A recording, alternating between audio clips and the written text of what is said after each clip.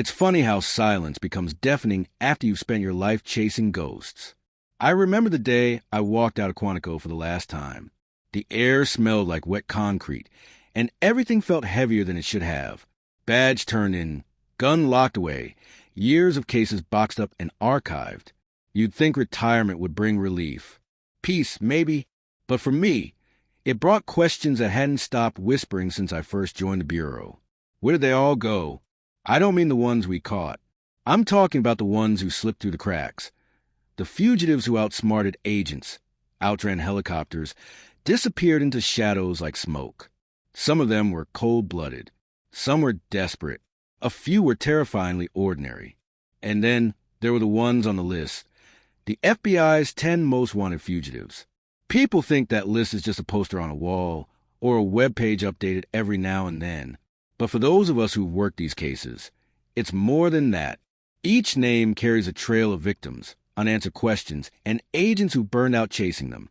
The thing is, the list doesn't end when someone disappears. Sometimes it only begins. It started with a phone call. 3 months ago, a retired marshal named Clay Richardson called me from Arizona. We hadn't spoken in years, not since the Delgado case. I could hear the desert wind to the line, and then his voice, slower than I remembered, raspier too. "You still think about Robert William Fisher?" he asked. I froze. Fisher was one of the longest-running fugitives in FBI history, added to the most wanted list back in 2002, suspected of murdering his wife and 2 children before blowing up their Scottsdale home. Then he vanished. No paper trail, no sightings that ever held up, just a few grainy surveillance tapes, theories, and dead ends. Why? I asked. I think I saw him. It was that sentence. Quiet, simple, that dragged me back in. And Clay wasn't the only one. In the following weeks, I started getting more calls. Not from officials, but from people who'd worked the darkest corners of the Bureau. Former analysts, surveillance teams, undercover agents. Each one had a story. A lead that went nowhere at the time, a memory that suddenly made sense, a face spotted in a crowd years too late. It was like something had been reawakened. So I did something I promised I wouldn't do again. I opened the files. Not digital files. Those are monitored and redacted. I'm talking about the old ones. The copies I kept. Notes written by hand during 2 a.m. stakeouts. Polaroids taken by informants too scared to testify. Maps marked in faded red ink. That's where I found the pattern. Fisher wasn't the only one whose trail had suddenly flickered back to life. There was Alexis Flores, the Honduran drifter wanted for the kidnapping and murder of a 5-year-old girl in Philadelphia. Disappeared in 2007. Rumored sightings in Mexico. An Interpol lead gone cold. And yet, 2 months ago, a Border Patrol agent claimed he had detained a man with Flores' rare burn scar, only for him to vanish again before fingerprinting. Then there was Bhadresh Kumar Patel, accused of murdering his wife inside a Maryland donut shop in 2015. Security cameras showed him walking away calmly, leaving behind her lifeless body. For years, it was assumed he fled to India, but a customs agent flagged a man using a forged diplomatic passport in Qatar. Same height, same walk. No arrest made. No follow-up. I couldn't ignore it anymore. Too many names. Too many near misses. It felt like someone was protecting them, or worse, coordinating them. And so, I began retracing steps, one fugitive at a time. I started with Fisher. Clay had spotted someone at a veterans clinic in Tucson, a man with a limp using the name Ronald Vess. Said he came in for back pain, left before his paperwork cleared. But the nurse remembered the scar on his lower back, just like the one Fisher reportedly had from a Navy injury. I drove out there myself.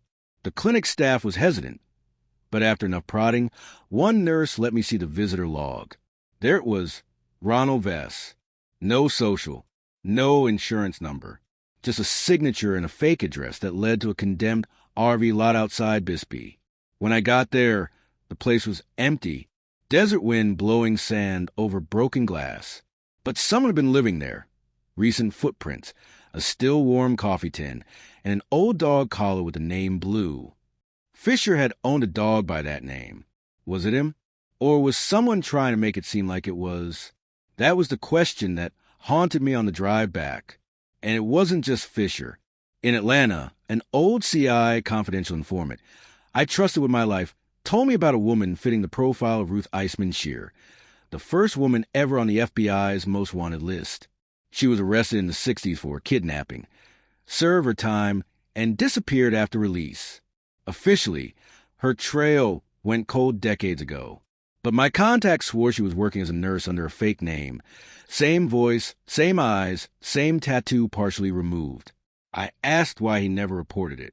He just looked at me and said, "She saved my daughter's life." I couldn't. Every thread I pulled led to another. Some were dead ends. But others felt like they were watching me pull. At one point, I was followed leaving a diner in Albuquerque. Another time, my motel room had clearly been searched. Not professionally, no tech missing, but a few things shifted. A photo of Flores I'd pinned above my desk was torn in half. I was getting close. Too close. And then came the envelope. No name, no return address. Just a photo of me walking into that clinic in Tucson, the one where Fisher was spotted. On the back, a single line. "Stop digging, Agent Keller, or you'll end up like them." The fear hit me harder than it should have. I'd stared down cartel enforcers and domestic terrorists. But this was different. Because whoever sent that letter knew who I was, knew what I was doing, and wanted me to stop. But here's the thing, I can't. Because the truth isn't just hiding. It's hunting. And the deeper I go, the more I realize this isn't just about fugitives on a list. It's about a network that's been silently growing beneath the radar. A system built not to protect people, but to protect the ones running. The FBI's 10 most wanted. They're not just hiding. Some of them are being hidden. And now I've got proof. But before I show you what I found, you need to hear the next part of the story. Because what happened in Montana changes everything. And it all started with a boy, a photograph, and a name no one had dared speak for 20 years. It was just after sunrise when I arrived in that small Montana town.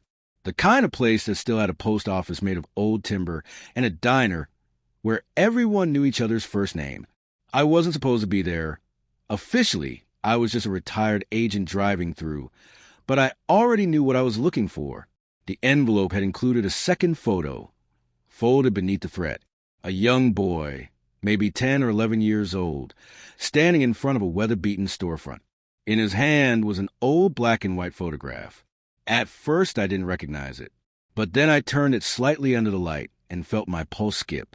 It was a photo of Raymond Blake, one of the most dangerous fugitives ever listed by the FBI, wanted for the murder of 4 people and suspected in more than a dozen unsolved cases. That photo was taken a year before he disappeared after the Detroit shootout. It shouldn't exist outside of the Bureau archives. And yet there it was, in the hand of a boy I'd never seen. The name handwritten on the back of the picture was even worse. E. Blake. I spent the next 2 hours walking through dusty streets and asking quiet questions. Most people shrugged or pointed me to someone else. One man at the gas station said he thought the boy belonged to a woman who had moved to town a few months earlier, lived in a small cabin at the edge of the woods, and didn't talk to anyone. No one knew her real name, but a few said she went by Ellie. I stopped outside that cabin just before dusk. It looked abandoned, cracked windows, rusty old truck in the yard, mailbox missing its door. For a long minute, I stood completely still, listening to the trees swaying just behind it. Finally, I stepped onto the porch and knocked. No answer. I almost walked away, but then a faint sound came from inside. A child's voice, almost a whisper. I stepped back and looked around the yard again. Toys. A small plastic truck, half buried in dirt. A jump rope coiled under the porch rail. Someone was living here. Carefully, I tried the door. It wasn't locked. It creaked slowly open. The first thing that hit me was the silence, the kind of quiet that feels intentional. I called out, "Hello?" Nothing. A single chair sat by the window, facing the trees. On the wall beside it were a few photographs, blurry, printed on cheap paper, pinned up like reminders. My heart sank when I realized each photo was of a different most wanted fugitive. Not the posters. Not the public images. These were surveillance pictures. One showed Marco Ruiz stepping out of a black SUV outside a warehouse in Florida. A photo I'd only ever seen in an internal briefing years ago. Whoever lived here wasn't just hiding. They were watching. A noise from the back room made me turn sharply. Footsteps on wood, and then a small face appeared in the doorway. It was the boy from the photo. He stared at me, holding something in his hand. It was the same black and white photograph of Raymond Blake. I raised my hand slowly and said I wasn't there to hurt him. He didn't speak, just studied my face for a long moment, and then silently walked back down the hallway. I followed at a distance, careful not to startle him. He stopped in front of a door and pointed. His voice was barely a whisper. She said someone would come. Who? I asked, but before he could answer, the sound of tires crunching outside cut through the room like a warning. The boy's eyes widened and he ran to the window. A dark-colored truck was turning onto the long dirt road that led to the cabin. No plates, no lights, moving slow, careful. The boy whispered again. They found us. I moved quickly, pulling him away from the window, scanning for another exit. The back door was locked from the outside. Deliberately, someone wanted to trap whoever was inside. I knelt down and looked the boy in the eyes. Listen to me. I can get you out. But I need to know one thing first. Is that man in the photo your father? The boy hesitated, then gave the smallest nod. Before I could ask anything else, a sharp knock at the front door. Slow, measured. Whoever was out there knew exactly who, or what they were coming for. My mind raced back to the surveillance photos, the organized pattern across multiple fugitives. This wasn't random. It couldn't be. Something told me the people in that truck weren't law enforcement. The boy clutched the photograph to his chest. I gently took his hand and led him toward the hallway closet. It was deeper than it looked, old and lined with blankets. Stay here, I whispered. No matter what you hear, don't come out. His small fingers tightened around mine for a moment before he slipped inside and pulled the door closed. Then another knock. This time, louder, slower. I moved to the front, trying to steady my breathing. Through the cracked blinds, I caught a glimpse of a man stepping out of the truck. He wore ordinary clothes, jeans, a jacket, nothing that screamed danger. But his face was familiar, too familiar. It was the same man who had been photographed next to Marco Ruiz in the Florida warehouse photo. Except now he looked directly at the cabin door, as if he already knew I was inside. My mind flashed back to the note on the back of the photo. Stop digging. The man raised his hand and knocked a third time. I didn't answer. He waited. Silence stretched across the yard. Then he turned his head slightly, almost like he was listening to something I couldn't hear. And with a calmness that scared me more than any weapon, he reached into his pocket. Not for a gun, but for an old FBI badge. It wasn't a real one. It had been altered. The seal was slightly off, the serial number wrong. A fake, but a very good one. He held it up toward the window, letting the light hit the metal just enough so that I could see the name engraved on it. Raymond Blake. Except Blake was supposed to be dead, or hiding, or halfway across the world. The man tilted his head and whispered something into a small earpiece, and then everything went absolutely still, as if the world itself was holding its breath. That's when I realized this wasn't just about fugitives anymore. It was about imposters.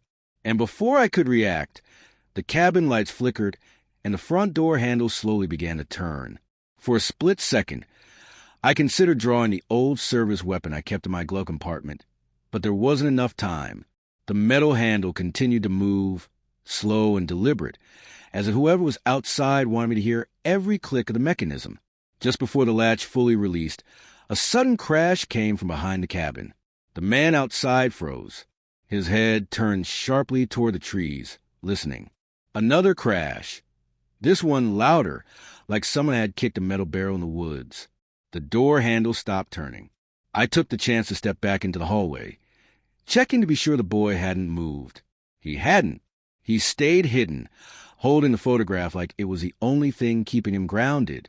I pressed a finger to my lips and mouthed, "Stay." Then I moved to the small back window. Through the cracked glass, I saw 2 more figures in the trees, moving fast but cautiously. No uniforms. No markings. One carried a long-range radio.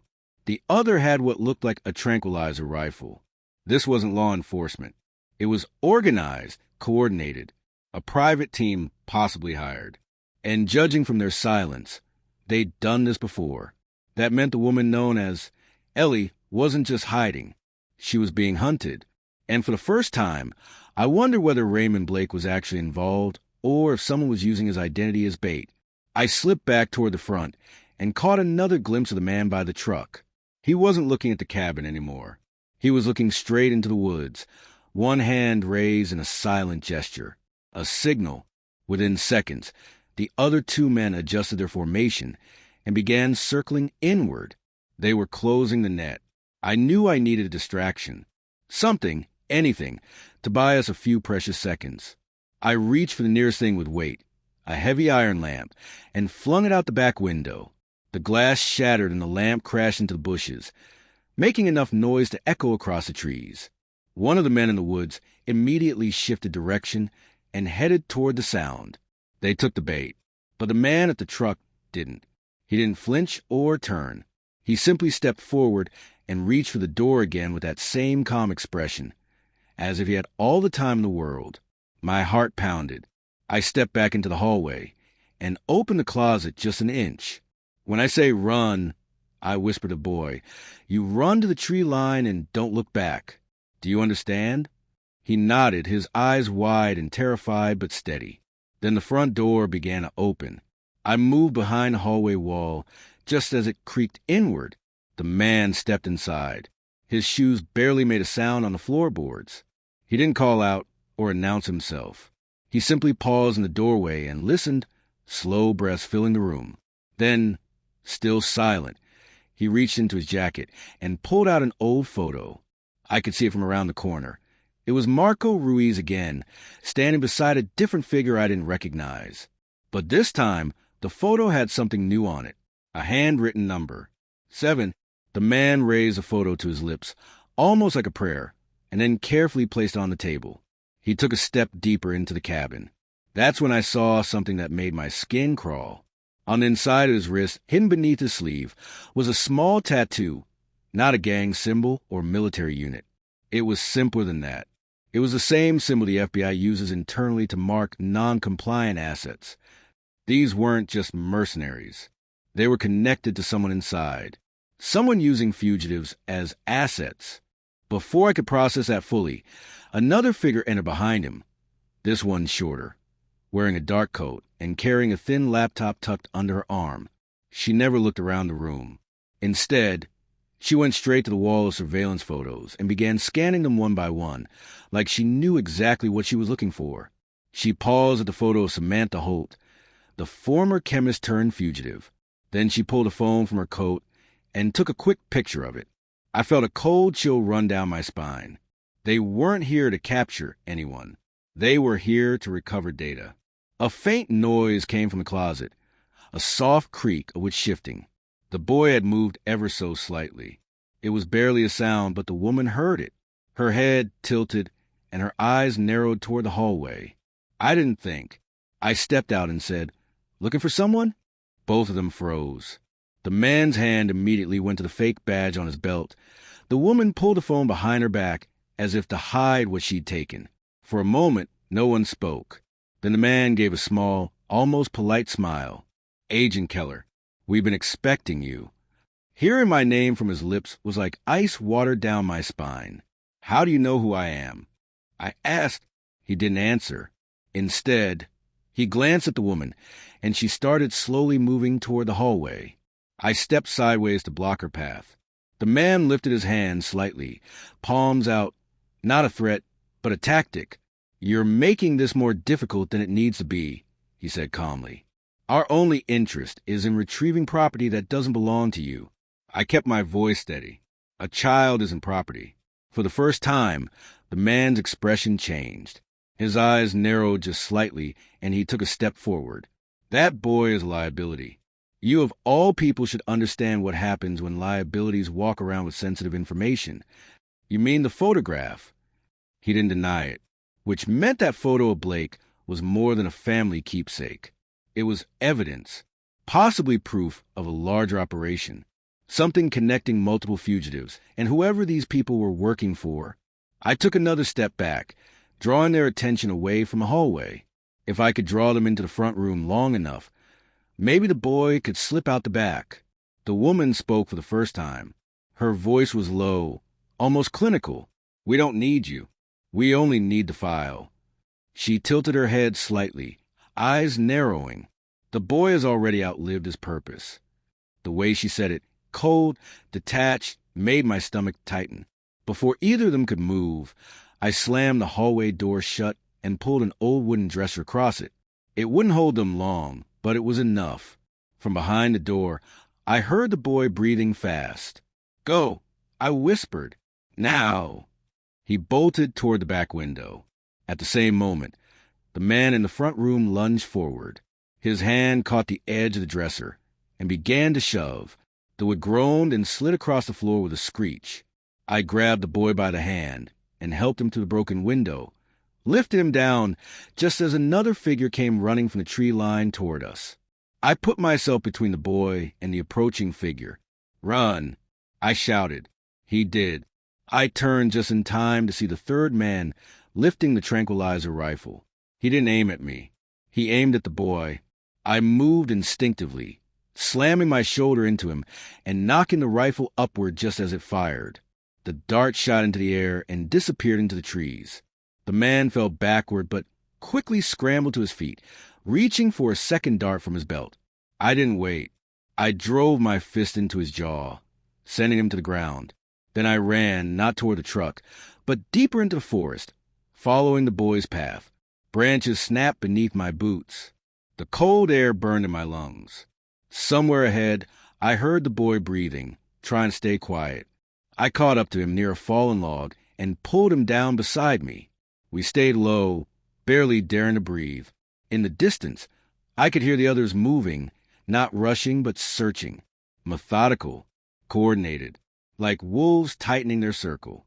The boy's fingers trembled as he clutched the photograph. I leaned closer and whispered, "You need to tell me the truth. Is that really your father?" This time, he didn't hesitate. "No," he whispered, "but he told me to call him that." "Who did?" The boy looked down at the photo, and then he spoke a name I never expected to hear again, a name that had been buried in bureau records for years. A name tied to every single fugitive on the list. Before I could respond, a distant voice cut through the forest, calm, steady, and terrifyingly familiar. "Agent Keller, bring the boy, and no one has to get hurt."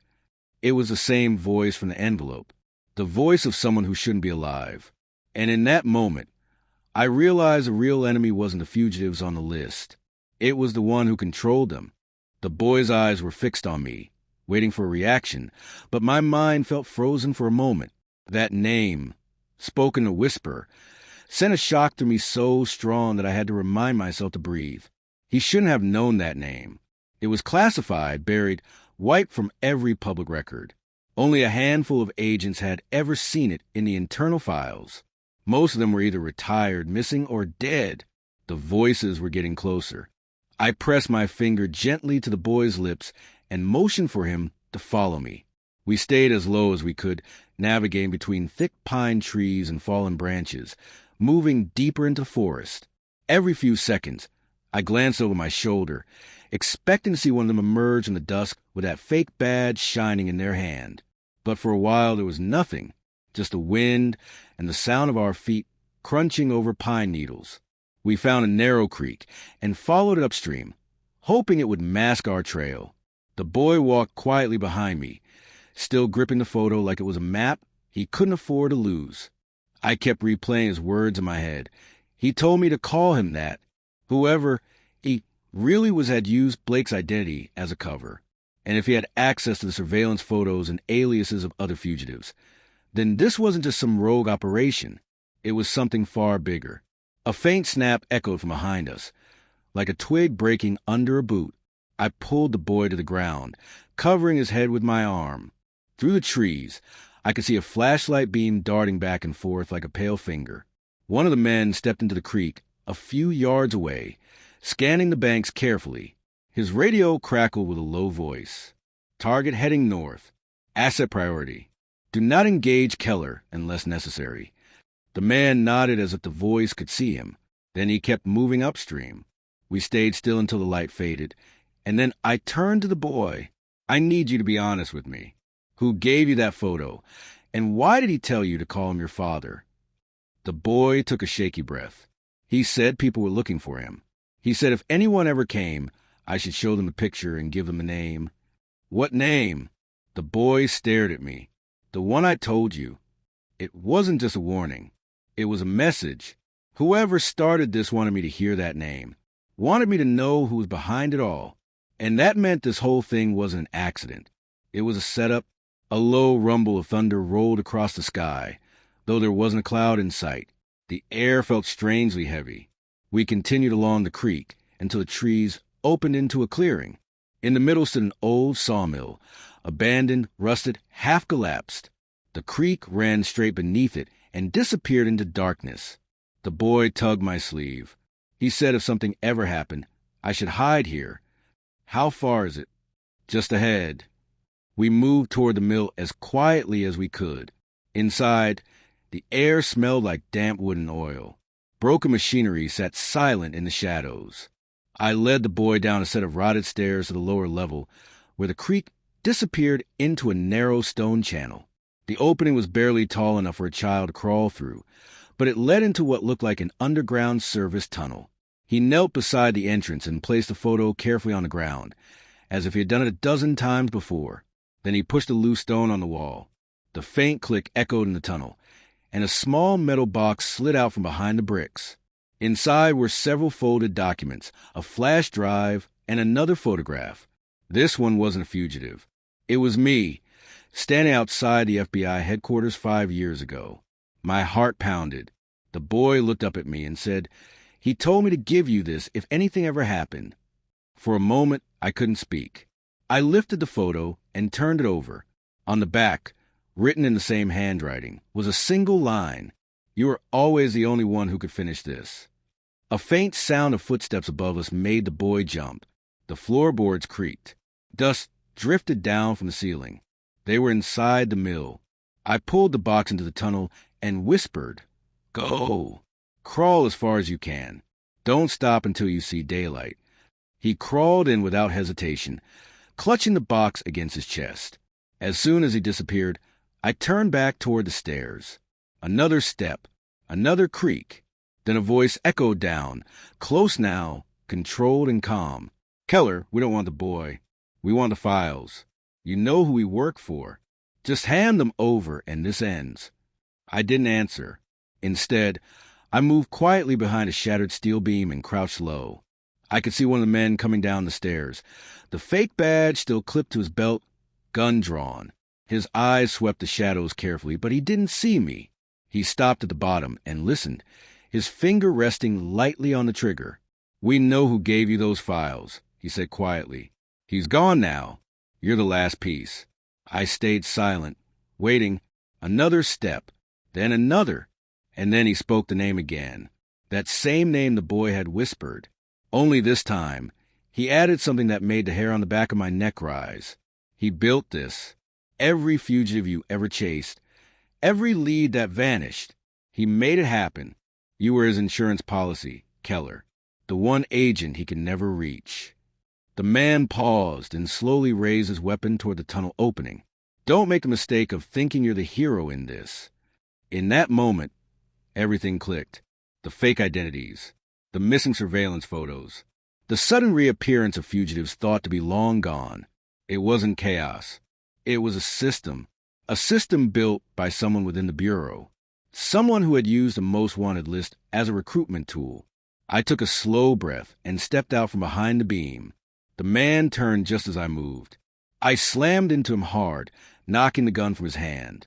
It clattered across the floor and skidded into the creek. He grabbed my jacket and drove me into the wall, but I twisted free and landed a punch beneath his ribcage. He stumbled, but didn't fall. His eyes stayed calm, almost detached. As he reached for a knife strapped to his boot, another voice echoed down the stairs, one I hadn't heard in years. Deep, steady, unmistakably familiar. "Stand down. I'll handle this myself." The agent froze. Slow footsteps descended the stairs, one by one. I felt a chill run through my entire body before I even saw the face, because I already knew who it was. The one agent I trusted more than anyone. The one who had vanished without a trace 5 years ago. And now, he stood in front of me, wearing the same expression he had the day he shook my hand and said goodbye. Except this time, he wasn't here to help.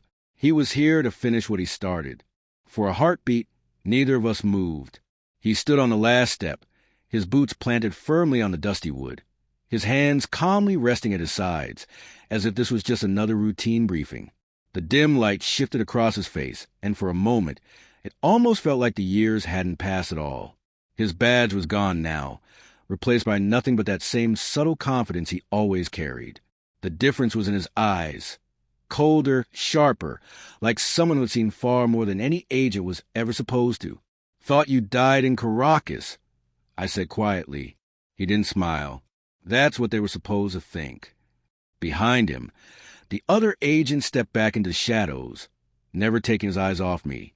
My former partner, the man I had trusted with my life on dozens of operations, stepped down onto the floor and glanced toward the dark tunnel where the boy had disappeared. "You shouldn't have come here, Keller." "I could say the same about you," I said. He let out a slow breath. "You were never meant to see any of this. That wasn't the plan." I took a step closer, keeping my voice steady. "What plan? Turning the FBI's 10 most wanted into your own private network? Using fugitives as assets? Disappearing them whenever it suited you?" His eyes narrowed slightly, not in anger, more like disappointment. "You still think in terms of good and bad.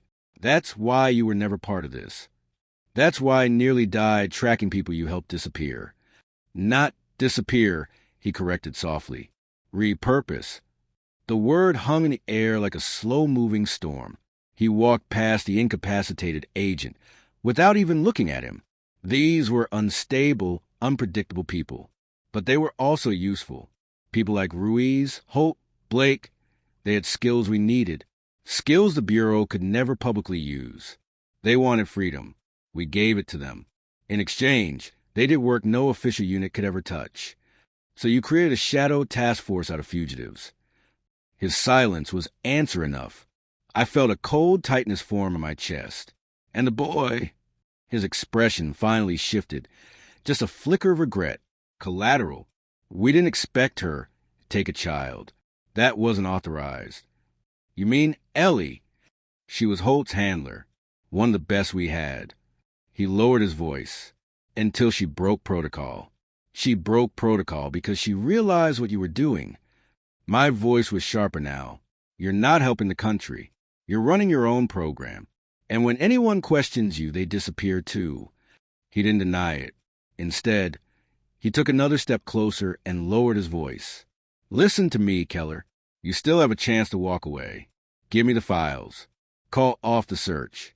I'll make sure the boy is taken somewhere safe. Somewhere no one can use him." "I think you and I have very different definitions of safe," I said. The faintest twitch appeared at the corner of his mouth. Not quite a smile. "Then you leave me no choice." I barely had time to react before he lunged. He moved faster than I remembered. Precise, trained, not a single wasted step. We crashed into one of the rusted machine frames with metallic crack. His hand went for the knife on his belt, but I caught his wrist and twisted hard, slamming him against the beam. The metal groaned. For a moment, our faces were inches apart. "You were the best agent I ever knew," I growled. "And that's exactly why they chose me," he said through gritted teeth.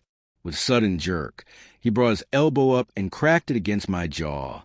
Pain shot through my skull, and I staggered back, just as he pulled a small device from his pocket, a tracker.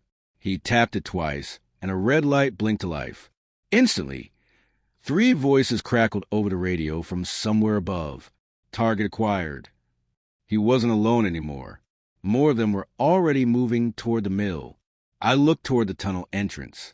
The boy was gone deeper underground. If they tracked him now, it would be over. My former partner followed my gaze and shook his head. You can't protect him forever. That's not my plan, I said. He raised a brow. I stepped back slowly toward the old control panel on the wall, the one that's still connected to the hydraulic gates beneath the sawmill. I'd noticed the valve on my way in. It was rusted, but not broken.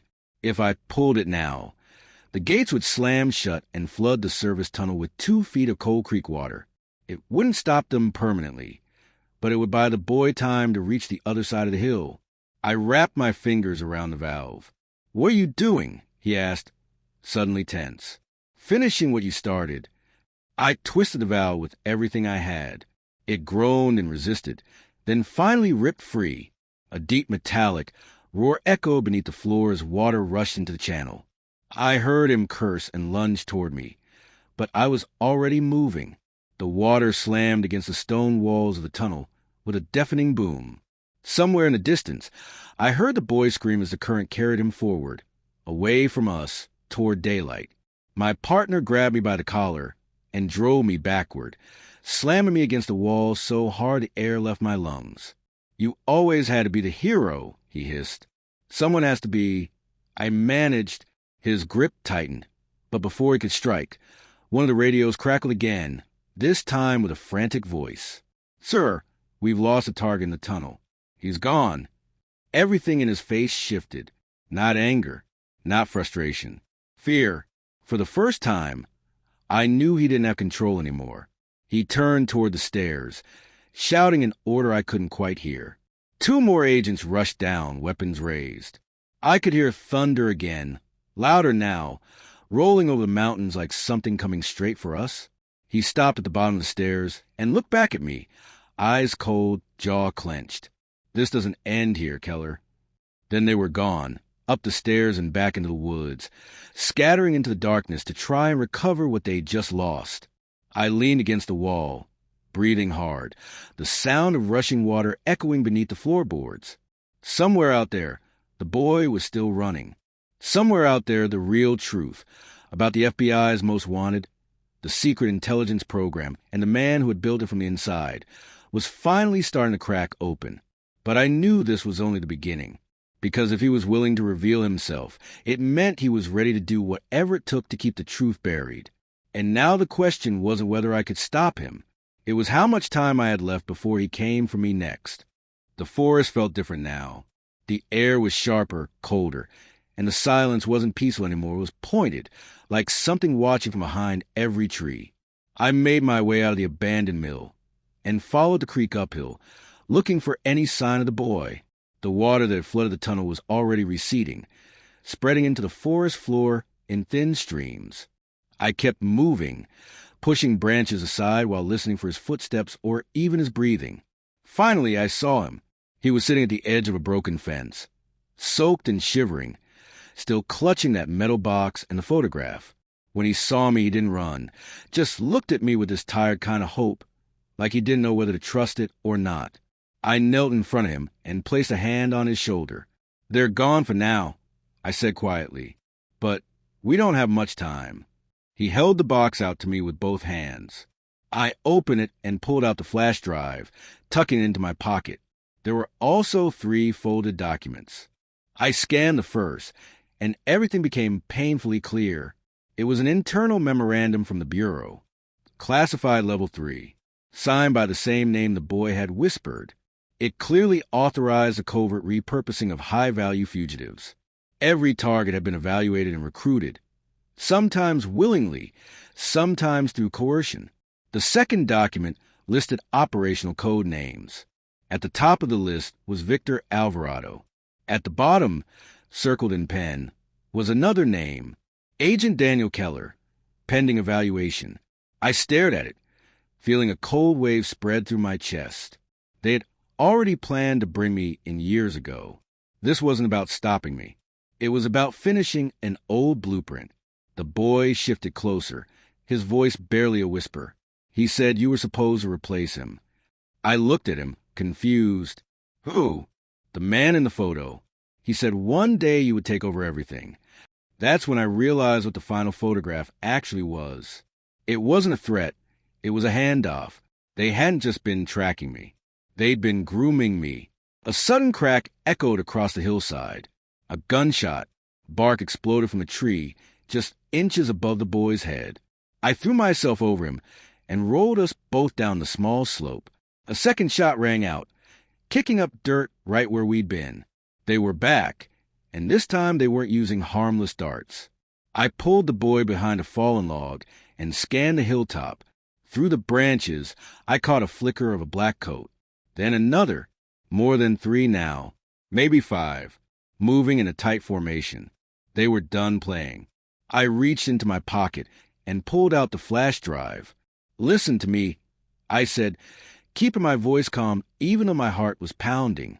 "This drive needs to get to someone you can trust. Someone outside all of this. Do you understand?" He nodded, trembling. "But what about you?" I looked out toward the hill as the agents advanced. "I'll hold them off.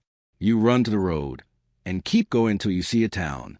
Find a police station if you have to. Just don't stop." He stared at me, terrified, but then slowly reached out and took the drive. I squeezed his hand once and then pushed him toward the trees. "Go.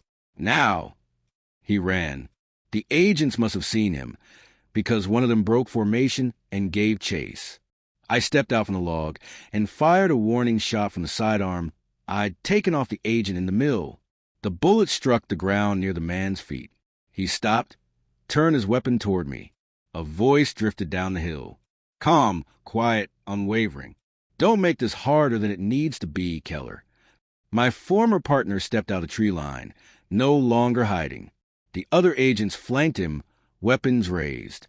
He looked almost disappointed. "You always had a way of complicating simple things," he said.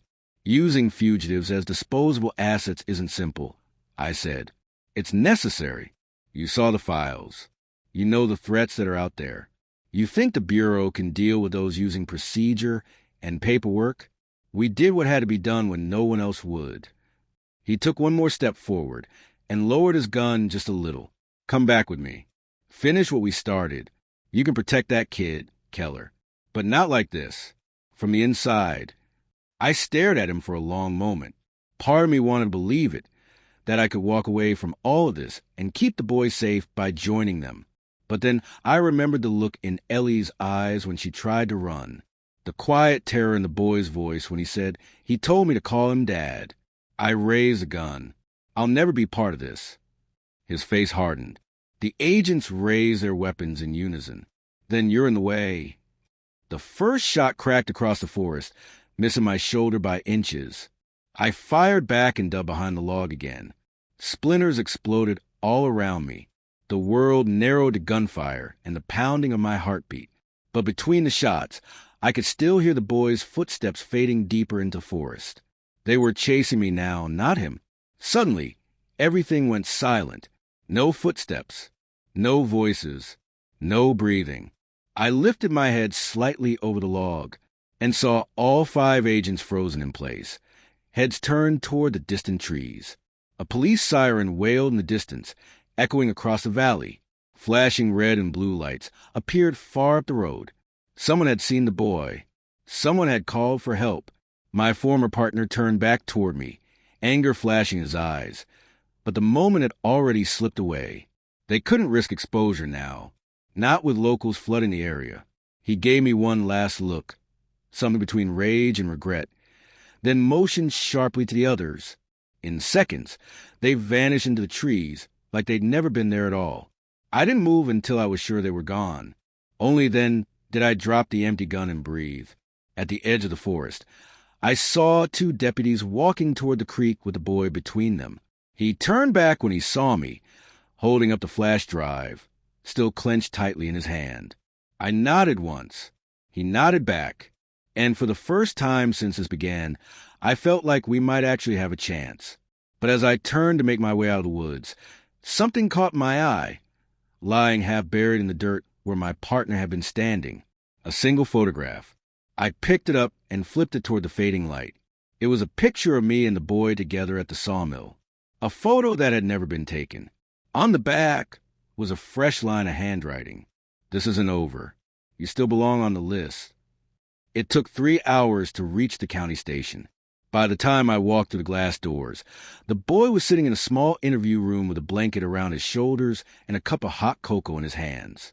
One of the deputies saw me and nodded, as if he already knew I was the one who needed to be there with him. No one asked many questions. Maybe they just sensed there were answers they weren't ready to hear. I stepped into the room, and the boy looked up immediately. He didn't smile, but his shoulders relaxed a little. I sat down across from him, exhausted and still soaked with creek water. For a long moment, we didn't say anything. We didn't need to. The storm outside had finally broken, rain pattering softly against the window, like it was washing away everything that happened in those woods. After a while, he slid the flash drive across the table toward me. "I kept it safe," he said quietly. "You did more than that," I replied. "You stopped something that should have never started." He lowered his eyes to the photograph in his lap, the one of Raymond Blake. "Do you think he was real? The man who said he was my father?" I took a steady breath. "No, I think he used that name to make you trust him. And when he couldn't control you anymore, he tried to use you as bait." The boy nodded, as if he had always suspected it, but needed someone to say it out loud. I leaned forward. "But listen to me. What he did to you doesn't define who you are. You survived, and you helped stop people who hurt others." He was quiet for a long time, staring at the photograph. Then he reached forward and placed it face down on the table. "I don't want this anymore." I gently slid it toward me. "Then we'll make sure it never hurts anyone again." A detective came to the door and motioned for me to step outside. I told the boy I'd be right back and followed him into the hallway. "We ran the prints you gave us," he said. "No match in the national database. But there's a social worker downstairs from the state office. She's willing to help until we can figure out his real identity and get him somewhere safe." I nodded. "He's already been through enough. Please keep the location off record. No outside calls." The detective gave me a long look, as though he could sense there was much more to the story, but he didn't push. "Understood." I went back into the room and knelt down beside the boy. "Someone's going to look after you for a little while. Somewhere safe. Somewhere the people from today can't find you." He looked at me and swallowed. "Will you still be looking for them?" I nodded slowly. "Yes, as long as it takes." He stared at me for another moment, then reached forward and hugged me. It caught me off guard. He held on tightly, not in fear, but in the way someone does when they finally believe they're going to be okay. When he let go, I gave him a small, tired smile. "You did good, kid." As the social worker led him away, I waited until the door closed behind them before finally turning to leave the station. The rain was still coming down in steady sheets. I walked to my car and sat behind the wheel in silence, hands resting on the steering wheel. The flash drive lay in my pocket, heavier than any evidence I had ever carried. Before pulling away, I opened it on my laptop. The files were all there. Internal memos, surveillance reports, photographs, transcript of conversations with fugitives who were supposed to be dead or missing. Most of the documents were signed by the same name. It was undeniable proof that the FBI's 10 most wanted list had been used not only as a public alert, but as a recruitment pool for covert operations. It wasn't just a crime. It was a betrayal of everything the Bureau was supposed to stand for. I copied the drive twice, one to a secure encrypted hard drive that no one could remotely access. The other I sent to a former federal prosecutor I knew I could still trust. No message, no explanation, just a file titled Fugitives, Asset Program Evidence. It was a risk, but some truths are bigger than the people who try to hide them. I sat back in the driver's seat and watched the rain slide down the windshield. Somewhere out there, my former partner was regrouping, planning the next move. Maybe he would disappear again. Maybe he would even try to replace the program with something worse. But at least now, he would have to operate in the shadows, always wondering who else might betray him the way he once betrayed me. And for the first time since I opened that old manila folder, I felt something like clarity. These people had turned fugitives into tools. They had used fear, control, and manipulation to do it. But they forgot one thing. People aren't assets. They're human. And even the most dangerous fugitives had the right to justice, not exploitation. I started the engine and pulled onto the nearly empty highway. The town lights faded behind me. The flash drive sat on the passenger seat, next to the overturned photo of me and the boy. I should have been tired, but there was still one more thing I needed to do. I pulled off onto a quiet overlook and stepped out into the rain. I walked to the edge of the overlook and held the photograph in my hand. The ink had already begun to run from the moisture. Little by little, the image of the boy and me blurred until the faces were almost gone. I let the water finish the job. Then I tore the picture in half and let the pieces drift away in the wind. Some stories don't need to be remembered to be finished. Back in the car, I opened the last file on the drive, a final document I hadn't noticed before. It was a personal memo written in the same unmistakable handwriting. If Keller receives this, it means I failed. Initiate search protocol. Status most wanted. For a long time, I stared at that sentence. Then I closed the laptop and locked it in the glove compartment. The rain eased into a light drizzle. In the distance, thunder rumbled again, but softer now, like a warning fading into the horizon. I put the car in gear and drove on. There was no turning back anymore. From now on, I wasn't chasing the fugitives on the FBI's 10 most wanted list. I was chasing the ones who built it. And this time, I wasn't going to stop until every last one of them was brought into the light, even if that meant becoming most wanted myself.